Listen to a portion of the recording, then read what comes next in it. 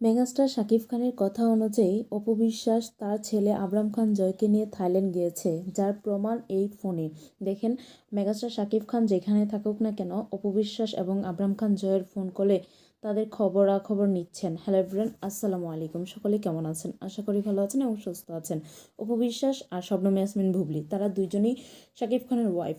কিন্তু একজন দেখি এমনভাবে নিজেকে মিথ্যাবাদী কথা দিয়ে যে প্রমাণ করতে চায় যে মেগাস্টার শাকিব খানের সঙ্গে তিনি সংসার করছেন, তিনি এক নাম্বার, তিনি আছেন সব কিছুতে।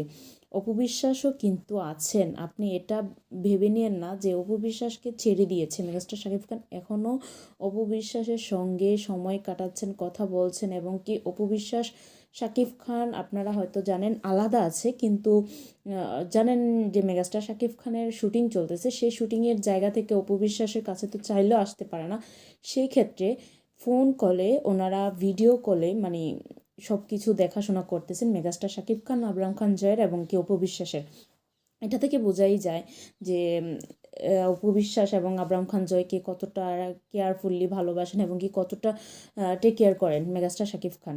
তো অনেকেই এই জায়গায় এসে বলবেন যে বুবলির মতো তো যাই না বা একসাথে দেখলাম না। তো সেটা হচ্ছে একটা ছোটো মন মানসিকতা, ছোটো লোক যাকে বলে।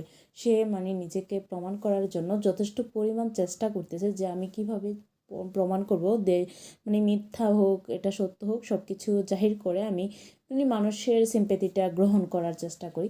কিন্তু উপবিশ্বাস সেক্ষেত্রে কিন্তু এটা করছে না। উপবিশ্বাস জানে তার সংসার আদৌ আছে কি না, এবং তার ভক্তরাও জানে। তো এই পর্যন্তই। ভালো থাকবেন, সুস্থ থাকবেন।